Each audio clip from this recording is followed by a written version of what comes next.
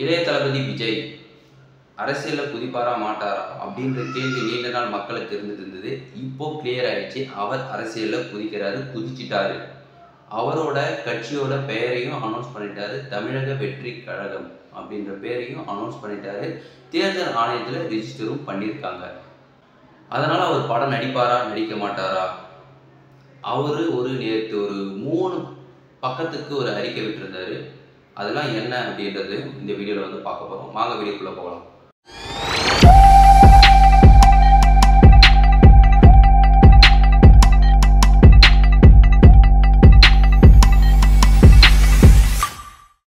இளைய தளபதி விஜய் பொதுவாக அவரோட ஆடியோ லான்ச்சில் எல்லாத்துலேயுமே சரி, அவர் ஒரு அரசியல் வர்றதுக்கான நோக்கம் இருந்துக்கிட்டே இருந்தது. எப்போனா ஒரு 10 வருஷத்துக்கு முன்னாடியிலேருந்தே அவர் டிவிக்களுக்கு மீடியாக்களுக்கெல்லாம் பேட்டி கொடுக்குற பாணியிலே பார்த்தா தெரிஞ்சிருக்கும். கொஞ்சம் அரசியலுக்கு வர மைண்ட் செட் இருக்கா அப்படின்ற மாதிரி மற்றவங்க கேள்வி கேட்டிருப்பாங்க. அதுக்கு இது சரியான நேரம் கிடையாது, அதுக்கான நேரம் வரணும் அப்படின்றத அவர் பேட்டியில் கொடுத்து சொல்லியிருப்பார். அப்படி இருக்கும் பொழுது எப்போ இவர் வருவார் அப்படின்ற தாட் ப்ராசஸ் தமிழ்நாட்டு மக்களுக்கும் மட்டும் இல்லாமல் அவரோட ரசிகர்களுக்கு தான் மெயினாக தோணிக்கிட்டே இருந்தது. தலைவர் அரசியலுக்கு வரமாட்டாரா, தளபதி வரமாட்டாரா அப்படின்ற ஒரு தாட் ப்ராசஸ் போய்கிட்டே இருக்கும் பொழுது இப்போது சில காலமாக தமிழ்நாட்டில் ஒரு தேட்டரில் அவரோட படம் ரிலீஸ் ஆகுது அப்படின்னா அந்தளவுக்கு பீக்கில் இருக்கும். வசூலில் அந்தளவுக்கு நம்பர் 1 இந்தியாவில் மோஸ்டபுள் ஒரு நல்ல ஆக்டர். அவர் யாருக்கும் தெரியாது அப்படின்ற ஒரு மனுஷனே கிடையாது. அந்தளவுக்கு எல்லாருக்குமே ஒரு தெரிஞ்ச ஒரு ஆக்டர், நல்ல ஒரு ஹியூமன் பீயிங் பர்சன். அது மட்டும் இல்லாமல் இவர் தன்னோட ரசிகர்களை கொண்டு மக்களுக்கு நலத்திட்ட உதவிகள் நிறையாவும் பண்ணிக்கிட்டு தான் இருந்தார், இன்னும் பண்ணிக்கிட்டு தான் இருக்கார். ஏதாவது வெள்ள நிவாரணம் எதுவாக இருந்தாலும் சரி, பயிலகம், அது மட்டும் இல்லாமல் ஸ்கூல் ஸ்டூடெண்ட்ஸ்க்கு புக்ஸ், நோட்ஸ், அவரோட பர்த்டேக்கு எல்லாத்துக்குமே கொடுத்துக்கிட்டு தான் இருந்தாங்க. இது அரசியல் நோக்கத்திற்காக தான் கொடுக்குறாங்கன்னு பேசியிருந்தாலும் பட் நிறையா பேர் இருக்காங்க சினிமா இண்டஸ்ட்ரியில். பட் சில பேர் தான் பண்ணுறாங்க. அதுலேயும் ஒரு மனுஷன்தான் தளபதி விஜய். இவர் என்ன இந்த ஒரு 3 பக்கத்துக்கு என்ன சொல்லியிருக்காரு அப்படின்றத பார்க்கலாம். தமிழக வெற்றி கழகம். அன்பான தமிழ்நாட்டு மக்கள் அனைவருக்கும் என் பணிவான வணக்கங்கள். விஜய் மக்கள் இயக்கம் பல வருடங்களாக தன்னால் இயன்ற வரையில் பல்வேறு மக்கள் நலத்திட்டங்களையும் சமூக சேவைகளையும் நிவாரண உதவிகளையும் செய்து வருவது நீங்கள் அனைவரும் அறிந்ததே. இருப்பினும் முழுமையான சமூக பொருளாதார அரசியல் சீர்திருத்தங்களை கொண்டு வர ஒரு தன்வார அமைப்பினால் மட்டும் இயலாத காரியம். அதற்கு அரசியல் அதிகாரம் தேவைப்படுகிறது. தற்போதைய அரசியல் சூழல் பற்றி நீங்கள் அனைவரும் அறிந்ததே. நிர்வாக சீர்கேடுகள் மற்றும் ஊழல் மலிந்த அரசியல் கலாச்சாரம் ஒருபுறம் என்றால், நம் மக்கள் சாதி மத பேதங்கள் வாயிலாக பிளவுபடுத்த துடிக்கும் பிளவுவாத அரசியல் கலாச்சாரம் மறுபுறம் என்றும் இருபுறமும் நம் ஒற்றுமைக்கும் முன்னேற்றத்திற்குமான முட்டுக்கட்டைகள் நிறைந்துள்ளன.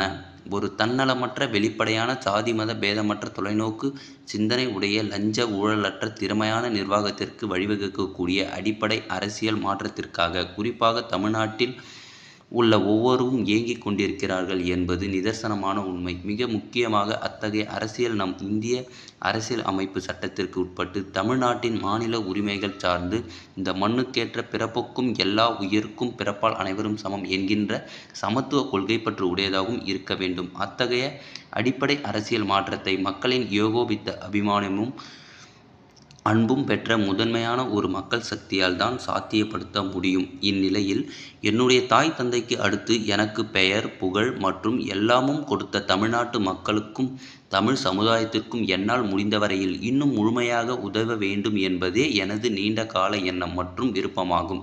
எண்ணி துணிக கர்மம் என்பது வள்ளுவன் வாக்கு. அதன்படியே தமிழக வெற்றி கழகம் என்கின்ற பெயரில் எமது தலைமையிலான அரசியல் கட்சி துவங்கப்பட்டு இந்திய தலைமை தேர்தல் ஆணையத்தில் பதிவு செய்ய எமது கட்சியின் சார்பில் இன்று விண்ணப்பம் செய்யப்பட்டுள்ளது. முன்னதாக 25/1/2024 அன்று சென்னையில் நடைபெற்ற மாநில பொதுக்குழு மற்றும் செயற்குழு கூட்டத்தில் கட்சியின் தலைவர் மற்றும் தலைமை செயலக நிர்வாகிகள் தேர்ந்தெடுக்கப்பட்டு கட்சியின் அரசியலமைப்பு சட்டம் மற்றும் சட்ட உதவிகள் சட்ட விதிகள் முறைப்படி ஒப்புதல் வழங்கப்பட்டு அனைத்து பொதுக்குழு உறுப்பினர்களால் ஏற்றுக்கொள்ளப்பட்டுள்ளது. வரும் 2026 சட்டமன்ற தேர்தலில் போட்டியிட்டு வெற்றி பெற்று மக்கள் விரும்பும் அடிப்படை அரசியல் மாற்றத்திற்கு வழிவகுப்பது தான் நமது இலக்கு. தேர்தல் ஆணையத்தின் அங்கீகாரம் கிடைக்கப்பெற்ற பின் வரும் நாடாளுமன்ற தேர்தல் முடிந்தவுடன் தமிழ்நாடு சார்ந்த கொள்கைகளின் வெற்றிக்கும் தமிழ்நாடு மக்களின் உயர்வுக்குமான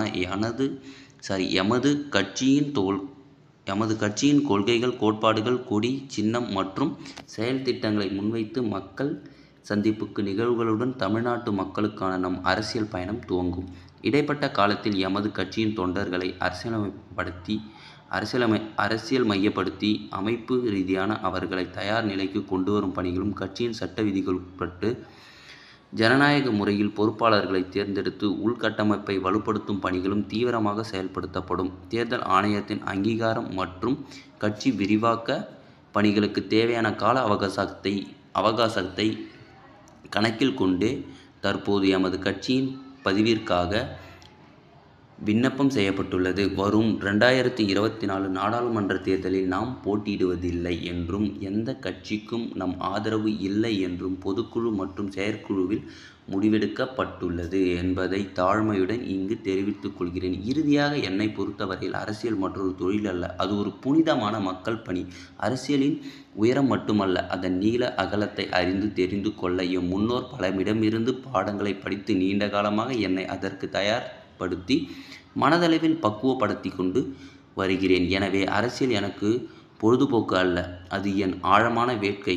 அதில் என்னை முழுமையாக ஈடுபடுத்தி கொள்ளவே விரும்புகிறேன். என் சார்பில் நான் ஏற்கனவே ஒப்புக்கொண்டுள்ள இன்னொரு திரைப்படம் சார்ந்த கடமைகளை கட்சி பணிகளுக்கு இடையூறு இல்லாத வகையில் முடித்துவிட்டு முழுமையாக மக்கள் சேவைக்கான அரசியலில் ஈடுபட உள்ளேன். அதுவே தமிழ்நாட்டு மக்களுக்கு நான் செய்யும் நன்றி கண்ணாக விருகிறேன்.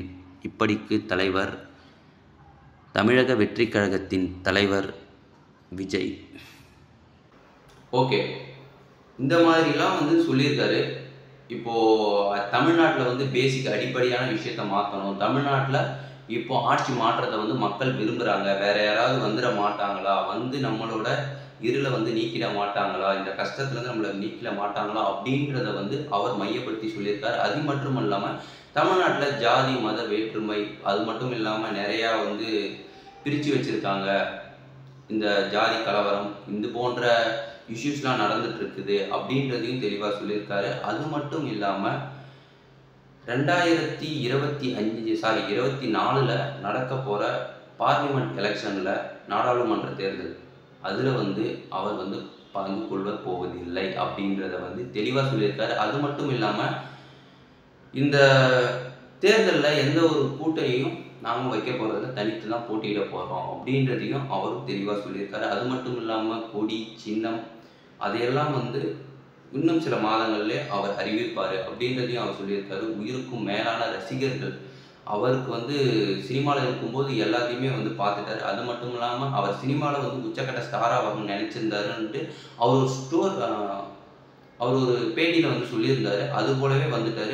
அது மட்டும் இல்லாமல் இப்போ அவருக்கு மைண்ட் செட்டில் என்ன ஓடினா, தமிழக மக்களுக்கு நான் ஏதாவது பண்ணணும் அப்படின்ற மைண்ட் செட் தான் போய்கிட்டு இருக்கு. ஸோ அதனால் நான் அரசியலில் அரசியல் அப்படின்ற ஒரு அதிகாரம் இருந்தால் தான் என்னால் முழுசாக இன்னும் நிறையா பண்ண முடியும். இப்போ நலத்திட்ட உதவிகள் பண்ணுறேன், ஆனால் சில இடங்களுக்கு மட்டும்தான் பண்ண முடியுது. அதுவே ஒரு அதிகாரம், அரசியல் அப்படின்ற ஒரு அதிகாரம் இருந்ததுன்னா என்னால் மூளை முடுக்கல் எல்லா இடத்துலையும் நல்லது பண்ண முடியும் அப்படின்றத தெளிவாக சொல்லியிருக்காரு. அது மட்டும் இல்லாமல் இவர் படம் நடிப்பாரா நடிக்க மாட்டாரா அப்படின்ற ஒரு கேள்வி எழுதிட்டு இருக்குது.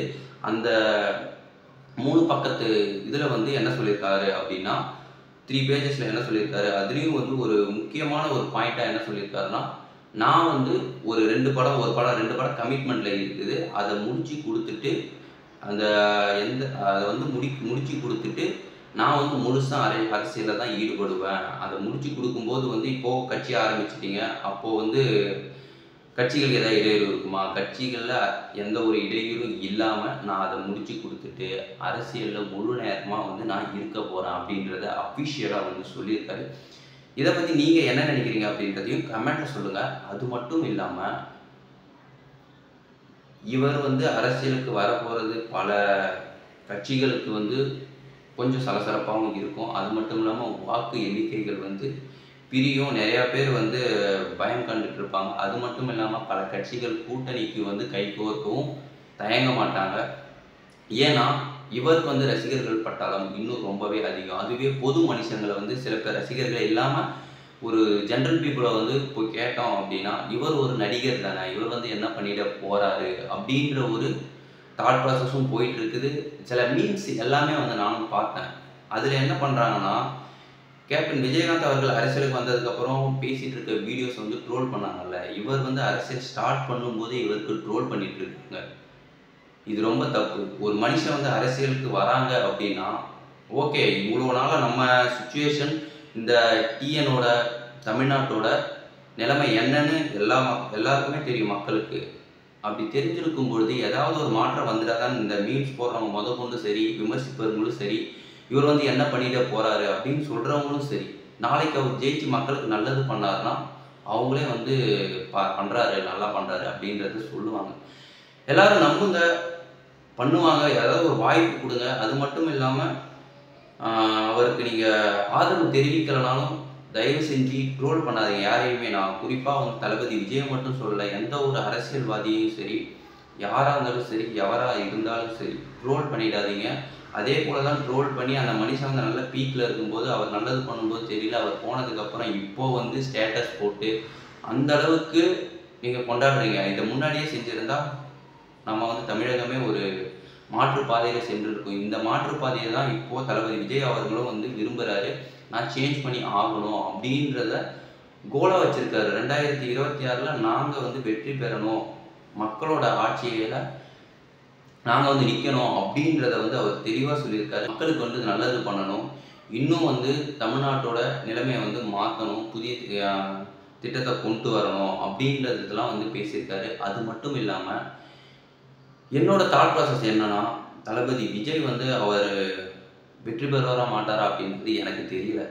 ஆனால் பொலிட்டிஷியன்ஸ் மாதிரி இல்லாமல் தான் என்ன பண்ண போகிறேன், என்னோட திட்டம் என்ன அப்படின்றத மட்டும் வந்து சொல்லிக்கிட்டு மற்றவங்களோட ஆட்சி காலத்தில் வந்து இப்படி இருந்தது, அவர் வந்து இவ்வளோ லஞ்சம் ஊழல் வாங்கினாங்க, இவ்வளோ பண்ணாங்க அப்படின்றத வந்து மற்ற பொலிட்டிஷியன்ஸ் மாதிரி பேசாமல் தான் டிஃப்ரெண்ட்டாக வந்து இதுதான் பண்ண போகிறேன், மற்றவங்க பேசுகிற மாதிரி இவரும் பேசுனாங்கன்னா மக்களுக்கு வந்து என்ன தாட் வரும்னா, இவரும் மற்றவங்க தான் போல, மற்றவங்க மாதிரி தான் போல, மற்ற அரசியல்வாதிகள் மாதிரி தான் போல அப்படின்ற ஒரு தாட் ப்ராசஸ் இருக்கும். அதனால் வந்து நான் என்ன பண்ண போகிறேன், இதுதான் என்னோட நோக்கம்.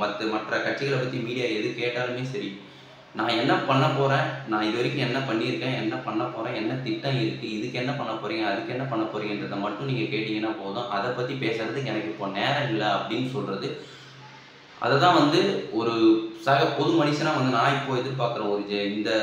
இந்த மாதிரி சுச்சுவேஷனில் இந்த மாதிரி வந்து ஒரு அரசியல்வாதி இருக்க மாட்டாரா அப்படின்றது தான் நான் எதிர்பார்க்குறேன். ஒரு காமன் மேனாக வந்து நானும் எதிர்பார்க்குறேன். அந்த மாதிரி அவர் இருப்பார் அப்படின்னு நான் நம்புகிறேன். அது மட்டும் இல்லாமல் இவர் அரசியலுக்கு வந்தால் என்னென்ன மாற்றம்லாம் நடக்கும் அப்படின்றத நீங்கள் கமெண்ட்டில் சொல்லுங்கள். அரசியலுக்கு வருவாரா மாட்டாரா, உங்களோட ஆதரவு தெரிவிப்பீங்களா தெரிவிக்க மாட்டீங்களா அப்படின்றதையும் கமெண்ட்டில் சொல்லுங்கள். இதுக்கடுத்து நம்ம இன்னொரு வீடியோவில் சந்திப்போம். அது மட்டும் இல்லாமல் நான் போடுற வீடியோஸ் வந்து உங்களுக்கு உடனுக்குடன் வந்து வரணும் அப்படின்னா நீங்கள் வந்து சப்ஸ்கிரைப் பண்ணால் மட்டும்தான் வந்து உடனுக்குடன் வரும். அது மட்டும் இல்லாமல் பெல் ஐக்கனை ப்ரெஸ் பண்ணால் மட்டும்தான் வந்து நோட்டிஃபிகேஷன் உங்களுக்கு வரும். ஸோ சப்ஸ்கிரைப் பண்ண மறந்துடாதீங்க, பெல் பட்டனை ப்ரெஸ் பண்ண மறந்துடாதீங்க. நாளைக்கு நம்ம இன்னொரு வீடியோவில் வந்து பார்க்கலாம். பாய்.